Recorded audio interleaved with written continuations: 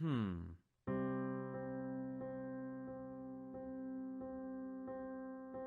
Well, that's a very interesting question because really a lot of Christians are in the practice of praying to God to punish our enemies. Well, the quick answer to that is no.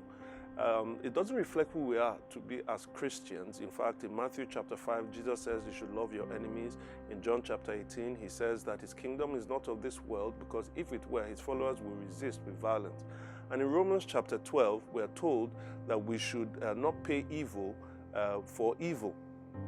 But then the question arises that what do we do with the Psalms where there seems to be a lot of cursing? Well, first of all, we have to be careful how we read the Bible. It's not everything that is said in the Bible that is endorsed in the Bible. For instance, you see a lot of lying, a lot of adultery, that doesn't endorse it.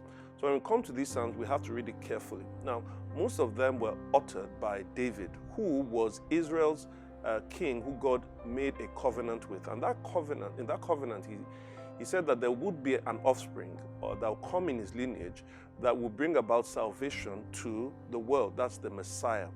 Now, that means that the fate of the salvation of the world is tied to the fate of the Messiah, and the fate of the Messiah is tied to David. So if David is destroyed by his enemies, then there will be no salvation to the world.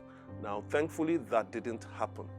Now, since we are not David and the Messiah has already come and we are not him, Christian enemies are here, but it is God's job to actually pay back with justice. And he's promised that he will do that either in his eternal act of justice in hell or on the cross of Jesus Christ for those who turn to him.